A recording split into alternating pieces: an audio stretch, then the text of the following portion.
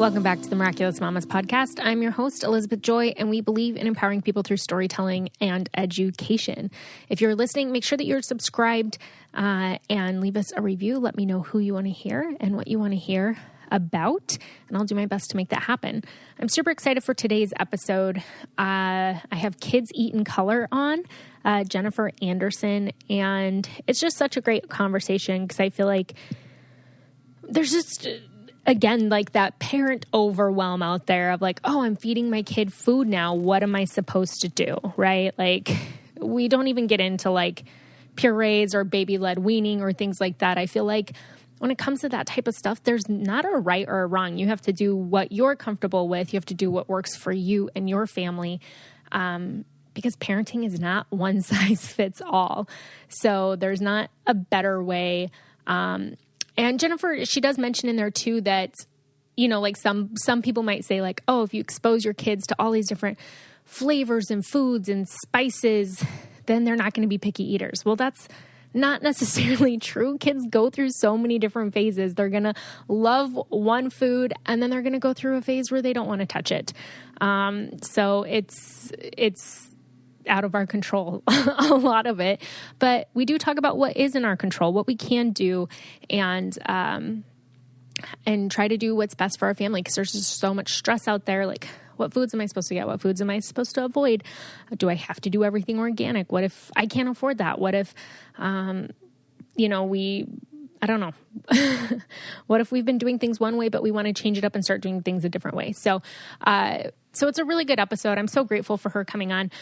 I'm going to tell you this before we get into the episode, because I felt so horrible and embarrassed, and I had never had this happen to me before. I actually recorded with Jennifer months ago, and I got a new laptop. I was switching things over, and somehow in the shuffle, the episode got deleted, lost. I honestly have zero idea what happened because it's never happened to me before. I've never lost an episode, and I searched everywhere. I was like digging through trash, like the trash on my computer, on both computers, my old one, my new one, and then like figuring out like how to get the trash that's been deleted and whatever. Like it was a mystery to me how it happened. And so I felt so bad. But she was so kind to come back on the podcast, re-record with me. And I feel like it worked out better because I feel like this second episode that we recorded was even better than the first. So yeah, I'm excited. I'm excited for you guys to hear it. She definitely gives us some tips, resources, and tools. I need to go through her blog and read some articles. She tells me a few things that I need to check out for Miss Jovi, who loves to throw food on the floor. And so I need to try to figure out how to do that because I don't know what I'm doing with her at all. I'm like, nope, don't throw food on the floor. I heard like, try redirecting her hand, try like whatever. And it just, none of it's worked. So I'm like, okay. And she's like, you need to read this article. So I'm definitely going to go check it out. And I'm not sure either next week or the week after that, Vito's going to be coming on the podcast with me. Joey turned 1 this last week. It was very emotional for me. I went back and I re-listened to the birth story and I had actually forgotten a few things. And I'm sure that that's normal. You're not going to remember every single detail. But it's just wild. I was emotional all day on her birthday. And I didn't think I would be leading up to it. I really wasn't, but I was like busy trying to plan like a little party for her and just trying to get stuff done. And so I just didn't like think too much about it. And then the day rolled around and that morning I'm like, oh my gosh, she's 1. Like, where did the time go? And just kind of reliving birthing her. That was really hard. It was hard. And then listening to the birthing story, like the NICU stay, which I don't really like think about very often, but how hard that time was in our lives that we went home without a baby and that sucked. And it just, I feel like it drew me and Vito together, and it made Jovi the little strong fighter that she is. And it was just a crazy time in our life. So it was fun to go back and listen. I was going to watch the video birthing her, but I actually couldn't because Vito and I are doing a challenge in September where we do no screens after 7:00. So by the time, I'd gotten her to bed and all of that, it was after 7:00, and we're not doing any screen time. That's no TV, no iPad, no social media, no texting people, no work. So for the whole month of September, and we talk about the challenge of what we're doing on the Long Haul podcast and why we're doing it. So I held to it. I'm like, okay, I'm not going to watch her birth video tonight. I'm going to do no screens. It was really nice, to do that. And then, maybe I'll still watch it. I haven't watched it since. So, I need to go back and watch it when I'm ready. I don't know if I am. Man, I think just because I was so out of it, like when I had the epidural, that I wasn't, I don't know, like watching the video, like it just seems like two completely different experiences of how it actually happened than like what the video looks like. And so it's like a different process, like trying to process it basically. But we'll see. I'd love for you guys to all tell me what you guys did for your kids' first birthdays when they turned 1. And also, I told you I've been so excited for fall. So September 1st rolled around, fall decorations up in my house. I mean, I have barely any, but I'm getting a few more because I'm like, fall decorations are good September through November. So I'm going to go pick up a few more things, and I was super excited. I'm like, it's fall basically, which there was a drop in temperature. Like it got cold last night. So I feel the fall in the air, and I'm super excited about it. So yeah, it's that time of year. All right, we are going to dive into this interview. I'm super excited for you guys to hear all of the amazing information that Jennifer is going to share with us. All right, everyone, I have Jennifer Anderson here, and you guys know her as Kids Eat in Color, and she's a registered dietitian and the founder of this awesome space where you really just get to learn. There's so many things that I don't know. I have, a 1-year-old, and I'm trying to figure out, what can I feed her? How do I feed her? Is this okay? Is this normal? I don't know what to do. So having accounts like hers and blogs like hers are just so awesome to follow along, just with all the resources there. So thank you so much for coming on and talking with us today. Absolutely. It's a pleasure to be here. I would love for you just to tell us, how did you get into this field? Yeah. So, if we go back to how I got into nutrition, after I graduated from college, I decided I wanted to work in the nonprofit sector, and I got a job at the Northern Illinois Food Bank coordinating their youth nutrition program. And I just saw how fundamental nutrition was to helping communities thrive and help kids who really had very few resources be able to do well in school and so many other things. And so I thought, you know what? I want to go back to school, learn more about nutrition, and maybe do more work in this area. I didn't realize I was going to have to take 3 years of prerequisites to even get to that space. But so I began this, 6-year journey of school. After I'd already gotten my bachelor's, I ended up getting a master's of science in public health, and then also became a registered dietitian. And I really saw the need for nutrition domestically and abroad, but I also was pregnant, and I needed a job, and I needed to be able to support my child. My husband was a PhD student, and we weren't going to be able to live on his very tiny stipend. So at that time, I just got the job that I could get, which was working for the USDA consulting to them on information management and communications related to the National SNAP Education Program. And that's the education program that is part of the food stamp program. I did that for 7 years, and it was wonderful. And I also got really bored eventually. And then I had a child, and then turns out that child was hard to feed, and he developed the growth chart. And I thought, oh my gosh, like, I'm a dietitian. I thought feeding my kid would be really straightforward, and it is not at all straightforward.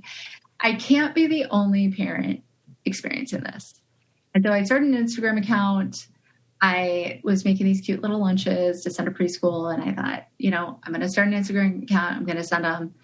And that's how Kids in Color started. And at first it was just like, where's my people? Where's my community? Where are the other parents really struggling? And then I was pouring so much time into the community that I realized I couldn't do that and keep my day job anymore. And so then it became, okay, what could I offer to the community to continue to solve their problems? And that's where Real Easy Weekdays came from. It's like people were like, we want a meal plan. And I was like, okay, I'll make you a meal plan.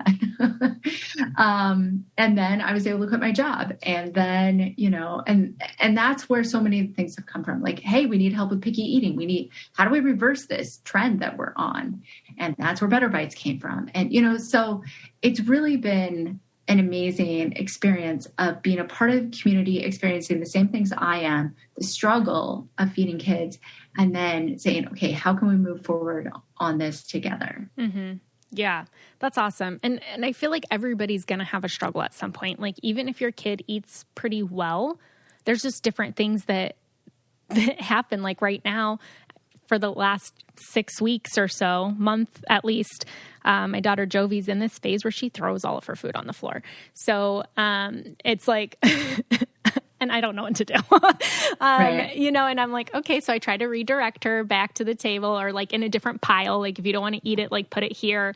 But she does, like she just, and I'm like, I'm not going to make double the recipe because she's going to throw half of it on the floor and then I'm going to try to feed her half, Right. So Oh it's gosh. just, part of it is we have a dog and she loves like feeding him. So then I had to start putting him in a different room when we eat. But I'm like, wow, like I thought I had it easy. My daughter pretty much ate almost everything, was feeding herself a lot of stuff. And now I'm like, man, in order for me to get her to eat this one thing, I have to sit down and spoon feed her. And in order for like this thing to happen, like and even just the decision fatigue, like having a meal plan is so nice. It's like at the end of the day, I'm like, man, what am I going to make for her? She eats a lot of things that we do, but then sometimes not. So breakfast, I struggle. Like she doesn't love eggs. I'll make myself eggs. And then I'm like, what do I make her? And so it's definitely been, I tried the like egg muffin thing. She hates them. So it's like, it is trial and error. And I'm like, wow, I thought that I was just going to have this kid that I just put food in front of them and they feed themselves and this is great. And that's just not how it goes. I know, right? It seems so easy in the movies. Right. Or in the storybooks or whatever it is. Mm-hmm. But also learning that these things are normal. Like kids are going to go through a phase where they're like, oh, look how cool that is. When I throw my food off, my plate, it falls on the floor. Cool. Yeah. Or it sticks to the wall or it got stuck in mommy's hair. I mean, what could be cooler than that? Yeah. She does throw food in the dog's hair too. So yeah, I mean, it is definitely a lot of learning. And everybody is going to have a struggle at some point in like feeding their children. Yeah. It's true. There's no like, I haven't met anybody, I guess, whose kids eat whatever you serve them all the time. And, oh yes, I'm just going to sit here and eat my dinner and then go about my day. That's just not how it happens. Yeah, it's tricky. And what we do at Kids Eat in Color is really try to give you the skills that you need to navigate the challenges as they come. Because like you said, you may have this quote, perfect eater as an infant, you introduced them to a lot of flavors when they were young and they ate everything and dinner time was so fun. And then all of a sudden something changes and it may be out of your control or maybe it's something you could have controlled but didn't know about or, there's all these things that can happen. Now, do you have a framework to fall back on to problem solve for yourself? Or, are you just kind of lost and you're just saying, okay, well, I'll try this or I'll try that, So we really try to give you the tools that you need long term. Like, yeah, here's a meal plan, but also here's the system so that when you're ready or, something needs to change with this meal plan, you actually have the skills to make some changes and still be able to continue to meal plan. Or, like our affordable flavors, like you have this constraint. How do we teach you how to do the meal planning so that you can use all of your food and, feed your family for under $500 a month or whatever it is. So we like to present systems and frameworks to you so that, you can actually navigate the next change, which may be really challenging. Mm-hmm. Right. Yeah. Yeah, for sure. I mean, yeah, it's each step is different. And then as soon as you think you have something figured out, something changes when they're this young. Yeah. I felt like I had a new kid every 3 months. Yeah. Like by the time you identify, okay, this is not working for me, and then you find the solution and then you implement the solution, then you start the process over again. Right. It's like, oh, now this other thing's happening. Which, I mean, that's parenting, right?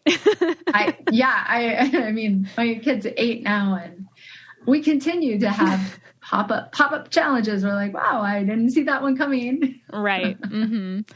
We are going to take a break from this episode to talk about BetterHelp. You know that taking control of your mental health is so, so important. There are so many changes that happen in our lives, like so many seasons that we go through, especially in parenting, trying to become a parent, just even becoming an adult, with everything going on in the world. Everything seems so heavy right now. And it's good to know that there's nothing wrong with getting help. Actually, it's good. It's healthy. It's important. And that's why I love BetterHelp, because they make it convenient, affordable, and just really accessible for you to do that. They have amazing counselors on their site that specialize in different areas that can help you with whatever you're dealing with. And one reason why I like it is that you get to meet in a way that you're comfortable with. So whether that's you want to do a Zoom, you want to just text, you want to email, however you feel comfortable, and you're not waiting all awkwardly in an office, waiting to see your counselor and being like, I wonder what these people are here for. I wonder what they think I'm here for. And there's no like awkward stuff like that. So you can put it around your schedule, do it from home, and make sure that you are getting the help that you get. And so many people are using BetterHelp that they are recruiting additional counselors in all 50 states. I want you guys to start living your best life. And as listeners, you will get 10% off your first month by visiting betterhelp.com/mamas. Join over 1 million people taking charge of their mental health. Again, that's BetterHelp, HELP.com/mamas. Now back to the episode. So I would love to talk about, picky eating is a huge discussion, right? Everybody, at some point, kids will be picky over different things. And that's kind of like the biggest question that I see come up in like our Facebook group or whatever is like, how do you handle picky eating? My kid won't eat anything that I put in front of them.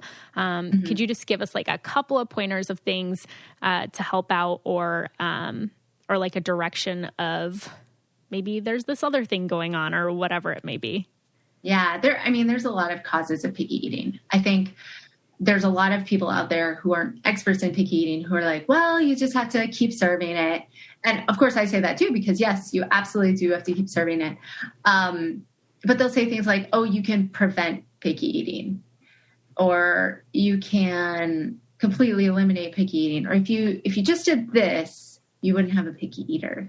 And I think that really shows a lack of understanding about the causes of picky eating, as well as the reality of daily life for a lot of us. You may have a child who has a genetic disposition toward picky eating. Maybe if you were a picky eater as a parent, as a child, your child might be more likely to have it. Or your child may have had a medical condition or medical procedure or something that triggered picky eating behaviors. Or, they may have a propensity to a high anxiety, or there's many things that you can't necessarily control that may be encouraging your child to be more picky or less picky. So those are kind of, I always like to bring that up because I think parents often think it's a moral failing on their part if their child is a picky eater. Like, well, if I was in charge of my kid and I had control of mealtime, my kid would not be a picky eater. The thing is, you don't understand there's a lot of causes of this behavior where a child is choosing not to eat something or choosing to only eat a very tiny amount or things like that. So I think it's always important to keep those things in mind. But again, back to the common sense recommendations, yeah, we have to continue to serve foods that our kids aren't going to eat. Doesn't mean we have to be wasting food. Doesn't mean we have to be putting a whole portion on their plate. But we could put a pea on their plate. We could put a small piece of carrot on their plate. And if that is going to cause drama, then we don't. We just leave it on the table and they see it. But as soon as we have it in our minds that our kid will never eat a pea or a carrot or chicken or whatever the food is, we stop serving it. We lost the game, because if the kid never sees it, they're never going to eat it. Mm-hmm. Yeah, that makes sense. I mean, you hear that with vegetables, right? With kids, like, I'm not going to eat my veggies or whatever. So a lot of parents sometimes will hide it in the food, or like find like sneaky ways to get it in there. But there's kind of like a little bit of controversy with that too. So I'd love to just kind of touch on that. Well, you have to kind of think to yourself, let's say that someone put my least favorite food, which is mayonnaise, into a food that I was really comfortable with. Maybe sort of creamy, a salad dressing that previously didn't have mayonnaise. One, I would be shocked, because I absolutely would be able to tell. Two, I would not trust the person who previously knew that this was my least favorite food. Now they've contaminated my favorite food. And I might not eat salad dressings that look like that in the future because of that. That's what we see a lot in our Better Bites program, where families have said, before I came to the program, because we don't advocate for sneaking foods, but before I came to the program, like, I snuck foods into my really extreme picky eaters' food, and now they won't even eat that food. And so not only are they not eating the food I wanted them to eat, they are now not eating a food that was previously safe for them. And now they have more picky eating challenges. So obviously there are times when it has worked, adding foods to foods that kids can't see. I'm not going to go out there and say, oh, that's wrong, or you should never do that. But I would really encourage you to think about your child and your situation. What are the risks in your case? So I did this recently. I made this ground taco meat, and we had these mushrooms that were about to go bad. I don't really care for mushrooms, but I'm okay with it. One of my other kids doesn't really like them either.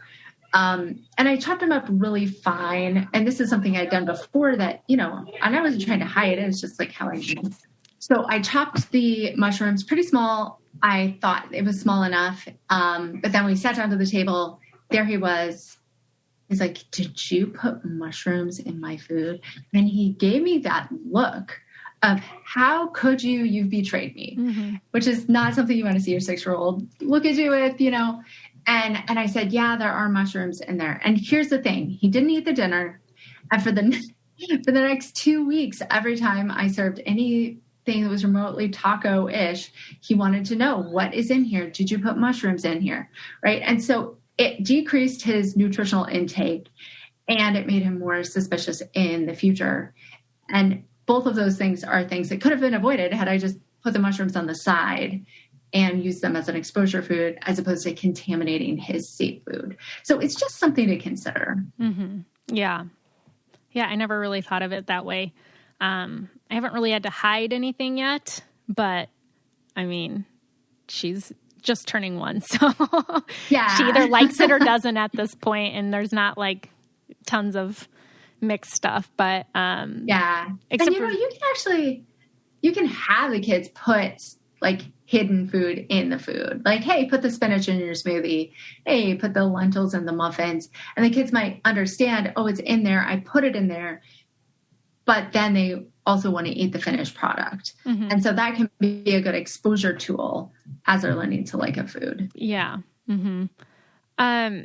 So one thing that I came across when I was first starting to feed my daughter was just like a lot of this scary information that all these things contain heavy metals and arsenic. Basically, I was scared to buy any convenient food, anything that is like pre-made, or that I'm like, here, just have this while I'm doing this other thing to distract you for a little bit. It just seemed like all these things had scary ingredients in it. how cautious do we need to be when looking at those things, and like where does risk versus reward stress come into play? Sure. It can be really stressful. So I think there's a few, I like to look at it, if we can remove the emotions and kind of put them to the side and just look rationally at this. All food grown in the ground does contain heavy metals. That's because they're in the ground. So therefore, we don't necessarily know. If we knew exactly where our food was grown and exactly what the heavy metals were in each area, we would be able to have a really good idea of like, okay, well, rice from this area contains exactly this amount.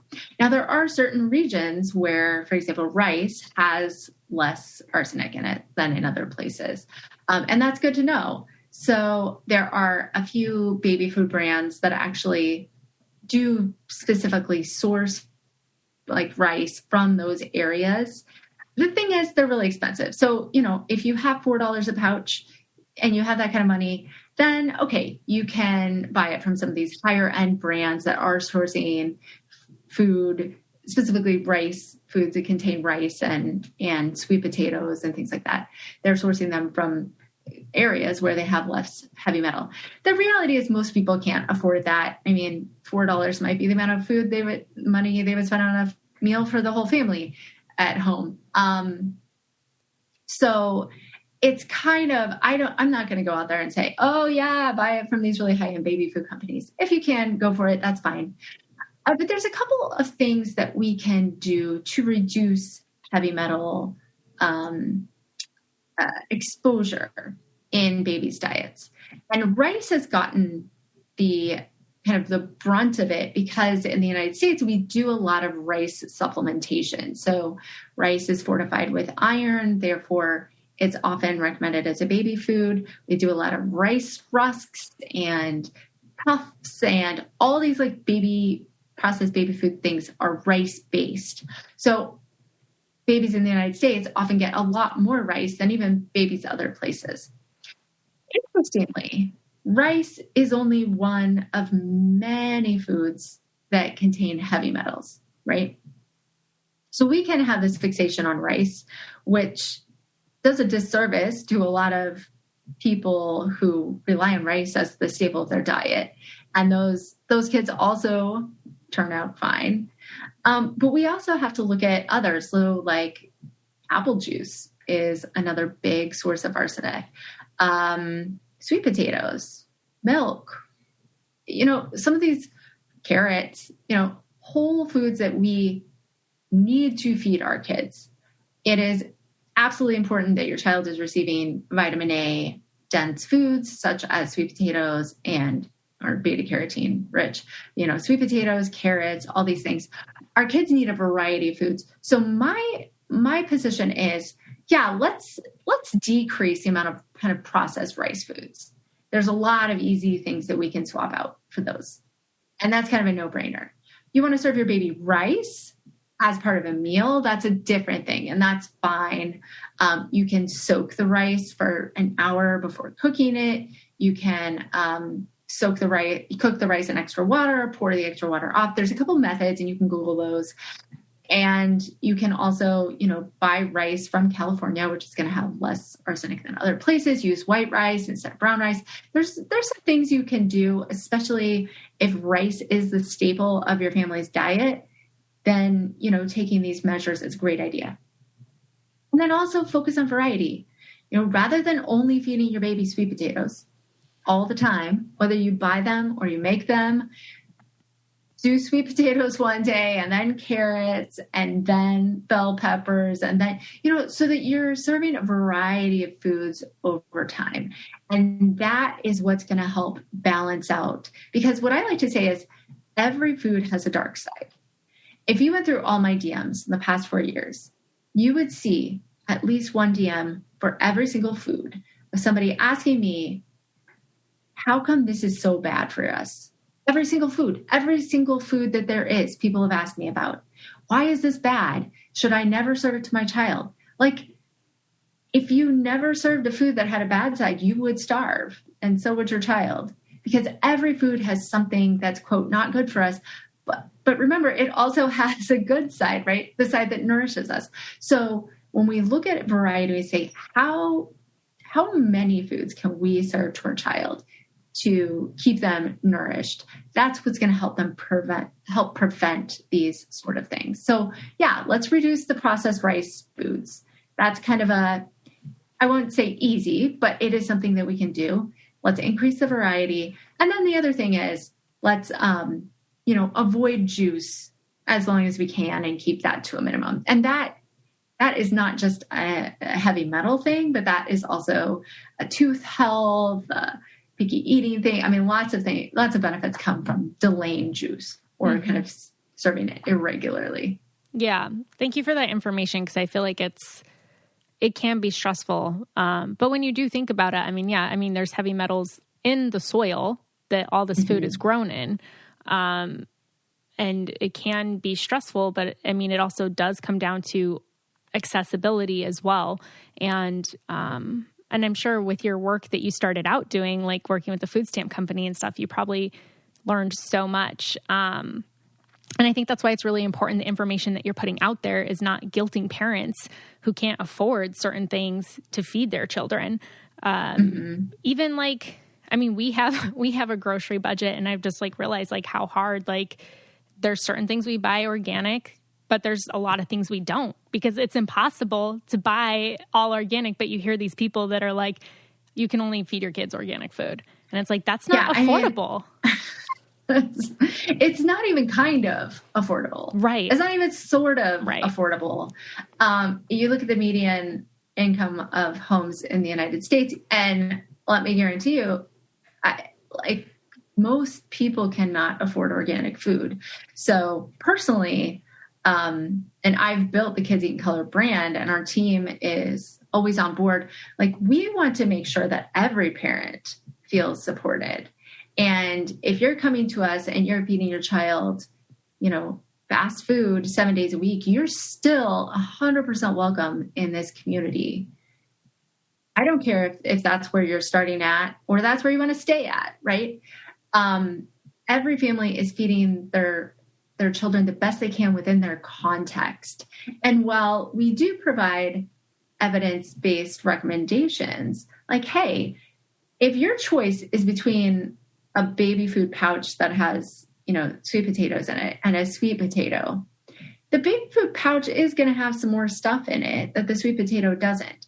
And it's also going to cost you 3 times as much as the sweet potato. So if it's just a cost, we might recommend, hey, go with the sweet potato. If it's just a health thing, I would want to know more about your situation. Where are you? What's your situation? Where are your stress levels? What's your mental health as a parent? Before I'm going to sit there and judge whether you chose the pouch or the sweet potato, and whether we're going to get into the weeds of, how many extra heavy metal things are in the pouch versus the sweet potato. There's no doubt that processed food is different, but when we start fixating on the food itself, we then forget everything else. There's so many things that go into someone's decision-making about what kind of food they're going to feed their child. So many things. For us to just look and say, oh, well, it just has to come down to the heavy metals. That is just, it's impractical for somebody who's living a real life and has real life constraints and real life, concerns. I feel like it's also very easy to judge before you have kids, because I could honestly say that I did.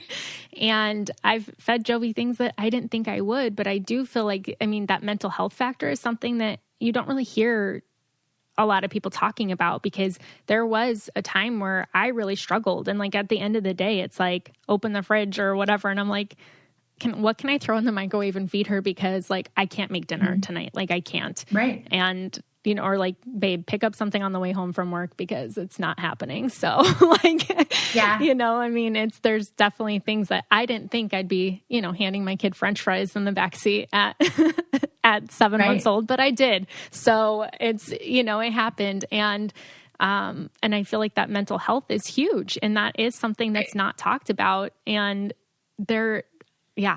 thanks for saying that, because I feel like that's not even really something that maybe I didn't acknowledge either. And then you feel guilty sometimes. It's like, man, I feel like I should be doing better for my family. Yeah.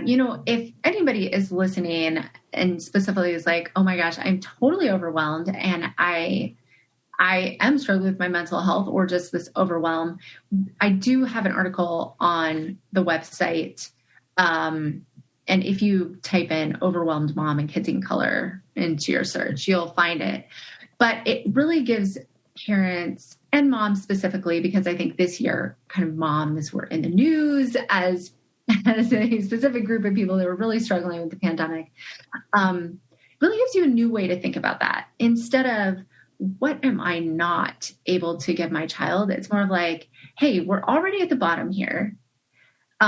Is there any way that we can push ourselves to do a little bit better? And by a little bit, I truly mean a little bit, because I've been at the bottom. I've been really at the bottom where I'm like, okay, I don't think I can feed my child.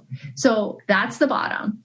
What can we do that's a little better than the bottom? So I talked about my experience feeding my kids Cheerios for dinner, what that looked like, what that felt like, and how we can kind of change our thinking around these times where we really don't have any capacity. And that's really what I think sets us apart, Kids in Color, from other groups. It's the idea that we are not going to give you a hard time for making it through a difficult time. Mm-hmm. Yeah. And I think that's so important. I'll link that article in the show notes for people listening so that they can just click to it. So another thing that I wanted to talk to you about, because I see it online, but I've never actually seen it implemented in person, and that is dessert with dinner. It stresses me out thinking about it, because I'm like, how are we going to do this? Because every place you go, if we're eating at my in-laws or at just anywhere else, it's like you eat your food and then you get dessert. And that's just like how it's done. And we've all grown up being bribed that way, right? Like, you got to finish this and then you can have a cookie. Right. So we haven't introduced sugar to Jovi yet.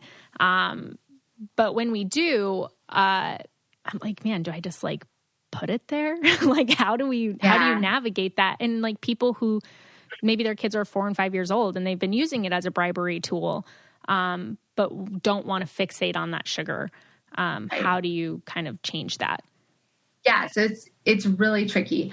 And I love that you're kind of delaying introduction until you're ready. The easiest way to kind of handle the early years is really just to delay it until you can't delay it anymore. I don't get fixated on the time. Like, are they exactly 2 years old? Are they exactly 1.5? I mean, really, I think the more fixated you become on it, the harder it becomes to not have your child fixate on it. So there's going to come a time where you're like, I want my child to have a bite of my ice cream. I want to see what that's like. I want them to have it. Maybe you give them a bite, and maybe they like it. Maybe they don't. But at some point, sugar and dessert will be introduced to your child. And what I like to do, for a couple reasons, is often when I serve it, which may not be often, but when I do serve sweets or like candy or something like that, I do like to serve it on the plate as part of the snack or the meal or whatever. The reason is, a child who has just had a cookie for a snack or just had a piece of candy for a snack is a very fussy, grumpy child. Good luck. When you serve a child-sized portion of a snack with a meal, or, serve cookies and milk or whatever as part of like a more balanced snack, you're going to have a much happier child and your life is going to be better. So that's just my practical advice. Like, when my kids have Halloween candy, my goal is to get that candy onto a plate with a bunch of other things in the hopes that they will choose to eat a variety of foods instead of just that candy. Will they sometimes just eat that candy? Yes, of course they will.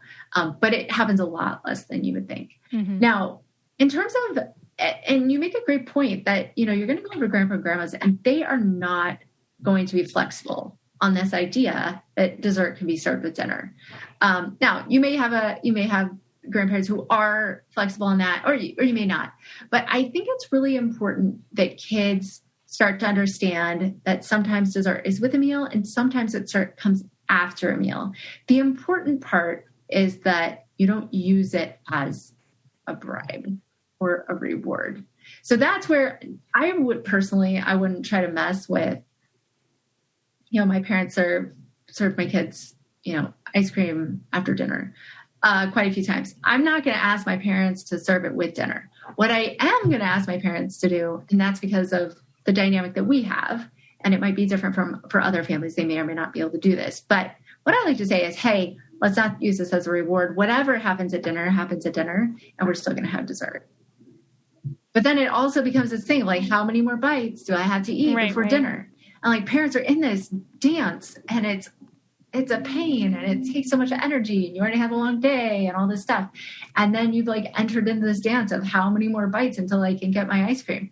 I mean, the kid is fixating on the ice cream, the parent's fixating on the food, nobody's happy. If you just bring the ice cream, a couple tablespoons of ice cream fluffed up into a little muffin cup, you put that on their plate. They eat their ice cream, they stop fixating on it, they're still hungry, and then they eat their dinner. Mm-hmm. So just from a practical perspective, we find a lot of parents are resistant to this idea, which is fine. And I'm not saying you have to do this, but it also has reduced the stress of so many parents because it just cuts that dynamic off before it starts. Mm-hmm. Yeah. My husband and I have talked about it so many times because that's what we're used to. Like, even with our nieces and nephews, mm-hmm. It's like, nope. Yeah. Right. 2 more bites and then you can have dessert. Nope. Sit down, 1 more bite. Like, it's like, it's a struggle every single time. And I'm like, right. I just don't know if I have the energy for that. I mean, obviously it's different with Jovi right now. She's like still small and, whatever. Right. So, right. But I'm like, I don't want, which it might happen. I could be completely naive to this, dinner every night to be a fight. Like, that's what I see, and I just don't want it. Right. So I'm like, I feel like I would end up like on Napoleon Dynamite, like, Tina, eat your food, and just like, right. Being like, oh my God, I can't do this. Yeah. I mean, I will say we follow a lot of best practices in our house, and sometimes we still have those nights where we're like, oh my gosh. Mm-hmm. What is happening? But I think when you have the tools and you've been practicing them, you do begin to navigate it. You do begin to head off. Like, we don't have that how many more bites until XYZ happens. We just don't have that. So I think the more you can practice, the better you're able to manage different scenarios. Yeah. Well, I'd love for you to tell us about your courses then, because those are a way to practice these and to learn, which, I mean, from talking to you, I feel like I need to take a couple courses to prepare myself, because right now, like I said, we're doing the food throwing, and I'm clueless. I don't know what to do. I do have an article up on the website about food throwing. Okay. The Ultimate Guide to Ending Food Throwing. So that may help you, may give you some ideas. Of course, we can never make any promises because toddlers will be toddlers. Right. But there's a lot of ideas on there. Yeah. So if you have a picky eater, or you're kind of the proactive parent who's like, I want to head off as much picky eating as I can, then the Better Bites program is what we have for that. I always call it a program because it's a lot more substantial than just a course. Mm-hmm. But the Better Bites course is a really comprehensive step-by-step look at how to manage picky eating in your house. It is for families who have like extreme picky eaters. So the child is eating 5 foods, their child is having a really, really difficult time. Or for families like you, where you're thinking, I really need the basics so that I can move forward, but I don't necessarily want to, do all of this, right? So we have some families who finish half the course and they're like, okay, this has actually solved my problem. And then other families who have really extreme situations are like, okay, I need every single tool in the toolbox. So it's one of those things where you have a lot of options. Mm-hmm. Yeah. And then you have, what are your other programs? So we also have some meal plans. We have Real Easy Weekdays for families who are busy and they need an easier way to think about feeding their kids. And then we also have affordable flavors, which is for families who are on a really tight budget and they need diverse recipes created by diverse nutrition professionals who've put together really delicious recipes on a really, really tight budget. So it's how to feed your family for $500 a month or less. Yeah, that's awesome. I feel like that's like the thing that you learn. When I bought groceries for myself, I don't even remember like how much I spent. And then like just getting married, my grocery bill was like tripled. Like, right. Yeah. Because right. Also I feel like then we also entertained more, or we'd have people over, and my husband's Italian. So there's just certain things that you have to always have in the house in case people come over. So it's like, you always have to have something. And so it's definitely, and then just even having like a baby, there's like, you know, it does add to it, not tons, but there are certain things that we do get for her. And it's like, wow, like imagine when our kids are like growing and eating, like when she's not like having breast milk and food, like she's just eating food. And teenagers, like my husband tells me how much he ate growing up. And I'm like, how are we going to afford to feed our family? Right. Food becomes a really big thing. Oh my gosh. Yeah. I mean, we'd love to have as many kids as we can, but we're going to take them one at a time. Play it by ear. But I'm like, man, how do people afford to feed their families? Like food is so freaking expensive. And I just don't remember it always being that way. Yeah. It's hard. It's hard to say. Yeah.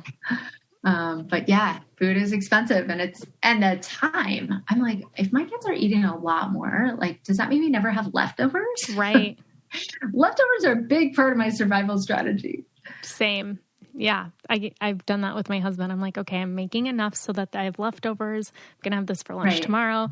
And then it's gone. And I'm like, what? I don't have any lunch. And then sometimes you make something and I'm like, okay, I'm going to have leftovers. And then this happened to me a couple weeks ago because I hate wasting food. So I try to use everything. And if I make rice, I use it in a different recipe. I'll use it as much as I can. Like I cracked an egg on it for breakfast yesterday because I'm like, I'm going to eat this rice.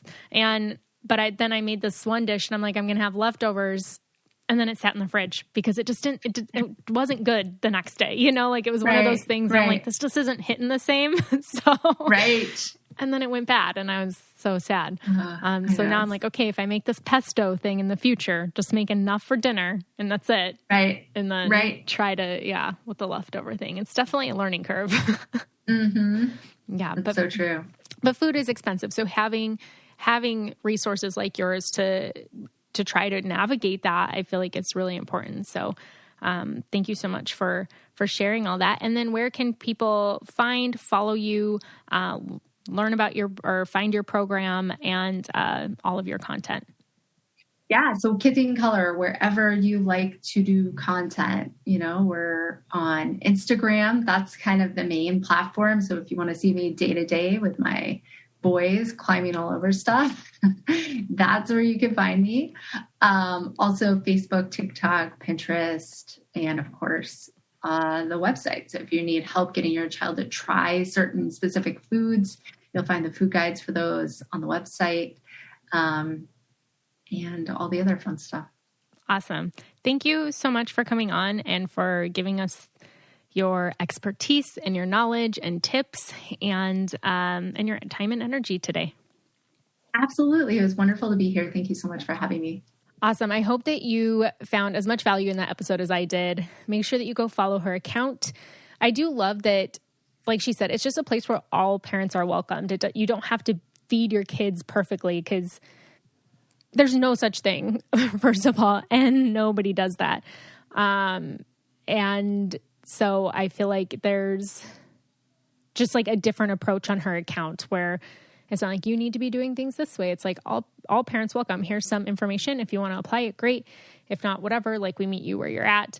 And so I just love her approach with that and just her also understanding that everybody has like different situations, like just even access to feeding our kids. Not everybody has the same resources or even the same beliefs. So it's just good to have people like her who are in that field and making moms feel welcome and normal and okay for how we're all feeding our children differently. So make sure that you guys go follow her. All right, guys, I am excited that it's September. I know I said that at the beginning of the episode, but I'm just like, I'm here for fall and winter, my favorite months. I just start to get really cozy. I like summer for like a month. Like, I don't really like spring, but toward the end of spring, I'm like, oh, just warm up already. I'm ready for summer. And then once it's warm for a little bit, I'm like, I'm over it. I would take winter over summer. I'm one of those people. I'm weird, I know. Unless I'm like on vacation, going to like, since I don't live by a beach, vacationing near one is nice sometimes. But I mean, I don't know. I'm more of a mountain girl. So I am just ready for all things coziness. Yeah, it's that time of year. All right. Make sure that you guys stay tuned. Follow us on Instagram. Join the Miraculous Mamas Facebook group. Let me know what you want to hear. Make sure that you are subscribed. I'm going to be doing some giveaways soon. And then Vito's going to be coming on the podcast with me soon. So if you have any questions for us, send those in and we will answer them. All right. Love you guys. Bye. If you want to be the most interesting person at the cocktail party, well, hop on over and listen to the Brain Candy podcast. Our award-winning content will have you laughing while you're learning. We read all the best articles, books, and studies and keep up with new TV shows, documentaries, and pop culture. And then we cram it all into 2 shows a week. Conspiracy theories, cannibal rabbits, unsolved mysteries, the history of the Walkman. There's something for everyone. The Brain Candy podcast. Find our link in the show notes. Or simply search for the Brain Candy podcast on your podcast app.